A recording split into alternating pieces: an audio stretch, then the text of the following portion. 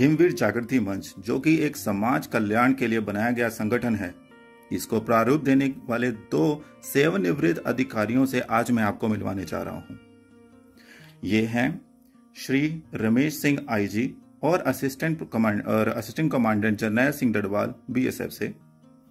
तो सबसे पहले आईजी रमेश सर। मेरा नाम रमेश सिंह है। मैं सीमा सुरक्षा बल से वर्ष 1911 में सेवानिवृत्त हुआ था और मैं गंगत का रहने वाला हूँ। आने के बाद मैं बाकी जो हमारे साथी थे, समय समय पर साथ काम किया है, उनके साथ संपर्क किया और उसी संपर्क में सबसे पहले जो सज्जन थे वो मेरे अति प्रिय श्री जरनैल सिंह डडवाल थे, जो मेरे पास बैठे हैं। आप उनसे परिचय करवाइए। जी सर। मैं जरनैल सिंह डडवाल, सीमा सुरक्षा बल से सहायक कमांडेंट 2012 में हुआ था। जब मैं गांव में आया तो रहन का रहने वाला हूं और जो कि डिस्ट्रिक्ट कांगड़ा के तहसील फतेहपुर के अंदर आता है। हमने आते ही एक सीमा सुरक्षा बल की स्थापना दिवस के लिए मन में बात आई कि हम वो खड़ा करते हैं। और जो ही पहली बार ही श्री रमेश सिंह आईजी बीएसएफ, जो मेरे नजदीक बैठे हैं, इन्होंने वहां आने के लिए अपना मंत्र जो है स्वीकार किया। अब मैं हमारे समक्ष प्रस्तुत दोनों सेवानिवृत्त अधिकारियों से अनुरोध करूंगा कि वह कुछ प्रश्नों के द्वारा हमारे श्रोताओं को हिमवीर जागृति मंच के बारे में अवगत करवाएं। सबसे पहले मैं आईजी रमेश जी से जानना चाहूंगा कि हिमवीर जागृति मंच की प्रेरणा उन्हें कैसे मिली और इसके गठन का क्या उद्देश्य था। अभी जरनैल साहब ने बताया था कि पहला कार्यक्रम बीएसएफ रेजिंग डे 2012 यानी 1 दिसंबर को रहन में आयोजित हुआ था और उसी समय ये फैसला भी किया गया था कि हर साल हम ये प्रोग्राम मनाते रहेंगे इकट्ठे होके। दूसरी बार 2013 में जब ये कार्यक्रम हुआ तो लोगों की जो प्रेजेंस थी वो बढ़ी और उसने हमें प्रेरणा दी कि इस कार्यक्रम को आगे बढ़ाया जाए और इसमें कुछ आने वाले समय में और बदलाव किए, जिसके बारे में जरनैल सिंह जी आपको बताएंगे। जैसा कि सर ने बताया, जनता जो थी, हमारे रिटायरी लोग, सब हमारे साथी जो थे, वो इकट्ठे होने के लिए काफी उत्सुक हुए और उसी से हमें जो प्रेरणा मिली कि हम हर बार जो थे उनकी हाजिरी जो है वो बढ़ती चली गई। कुछ समय पहले ही जो दूसरे हमारे साथ थी, दूसरी पैरामिलिट्री फोर्सेस के, सेंट्रल आर्म्ड फोर्सेस के जो सदस्य भाई थे, CRP, ITBP, CISF, Assam rifle, CISF, तो उनको भी हमने उनकी जो तरफ से बोला कि हमें भी आप अपने ग्रुप में इसमें शामिल कीजिए, क्योंकि हम भी चाहते हैं कि हम सेवा के लिए या आपस में इकट्ठे होकर मिलकर इस कार्यक्रम को किया करें और कम से कम साल में एक बार इकट्ठे होते हैं तो 2 बार इकट्ठे हों। तो मैंने सर के ये नॉलेज में बात लाई और उसके बाद हमने उनको भी बुलाना शुरू किया और वो काफी संख्या में आगे आने शुरू हो गए। अभी मैं सर से ये कहूँगा कि आगे हिमवीर जागृति मंच के बारे में बताएं। जैसे जैसे हम साल दर साल संख्या में बढ़ोतरी होती गई, आपस में वार्तालाप हुआ, तो ऐसा लगने लगा कि क्यों नहीं हम मिलकर कुछ समाज सेवा काम या इस प्रकार का योगदान दें। लेकिन मुश्किल ये थी कि किसी अधिकृत संगठन के नाम के बिना ऐसा काम करना काफी मुश्किल था। जो काफी एक्टिव लोग थे हमारे साथी,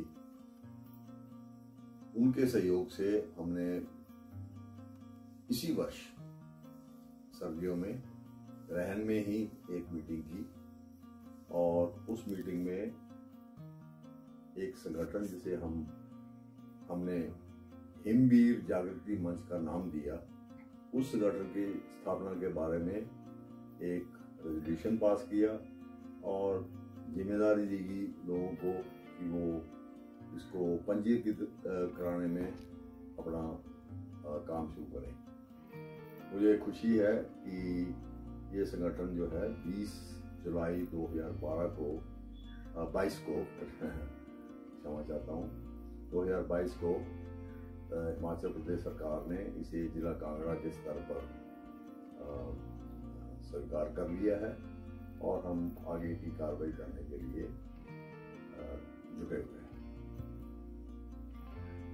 ये एक बहुउद्देश्य संगठन है। सबसे जो सर्वप्रथम उद्देश्य इसका है कि युवाओं को प्रेरित करके उनके विकास की बात की जाए, उससे संबंध की बात की जाए, साथ ही साथ कुछ सामाजिक कार्यों को भी अपने हाथ में लिया जाए, जैसे पर्यावरण संरक्षण, साक्षरता, हेल्थ, कमजोर वर्गों की मदद वगैरह वगैरह। एक और महत्वपूर्ण इसका पहलू है, इसके बारे में जरनैल सिंह जी आपको बताएंगे। जैसा कि सर ने अभी बताया है, इसके उद्देश्य क्या है, किसके लिए हमने कैसे करना है, लेकिन आजादी का अमृत महोत्सव आप सभी जानते हैं कि इस साल मनाया जा रहा है। उसके साथ भी हमारा एक बहुत बड़ा उद्देश्य जो हमने करने की कोशिश करेंगे, जिन लोगों ने इस देश को आजाद करवाने में अपनी कुर्बानियां दी हैं, या जिन लोगों ने देश की रक्षा के लिए अभी तक स्वतंत्रता बचाए रखने के लिए अपनी कुर्बानियां दी हैं, हम उन लोगों को समय समय पर याद करें ताकि हमारी आने वाली पीढ़ियों को ये प्रेरणा मिले कि देश की स्वतंत्रता बचाए रखने के लिए उनका क्या योगदान है, उनको हम कैसे प्रेरित करेंगे। ये भी हमारा एक बड़ा उद्देश्य, एक बड़ा एम रहेगा, ताकि हम यंग जनरेशन को देशभक्ति की तरफ बदलने में अपनी पूरी कोशिश करें। अब मैं आईजी रमेश जी से जानना चाहूंगा कि हिमवीर जागृति मंच के माध्यम से आप भविष्य को कैसे देखते हैं। देखिए, अभी तो जो संगठन हमने बनाया है वो जिला कांगड़ा स्तर पे ही संभव हुआ है, क्योंकि हमने नूरपुर, ज्वाली, फतेहपुर और इंदौर तहसीलों से मेंबरशिप हासिल की है। बड़ा सूक्ष्म भाग है अगर पूरे देश को देखें तो, और हमारी कोशिश रहेगी कि अब इसकी कुछ वर्षों में राज्य स्तर पर बढ़ोतरी हो, और ये भी प्रयास रहेगा कि हमारे साथी जो सेवानिवृत्त हैं और दूसरे राज्यों के रहने वाले हैं उनसे संपर्क किया जाए, ताकि वो भी अपने अपने राज्य में इस प्रकार से इकाइयां बनाएं और पूरे देश में ये इस प्रकार का संगठन बने।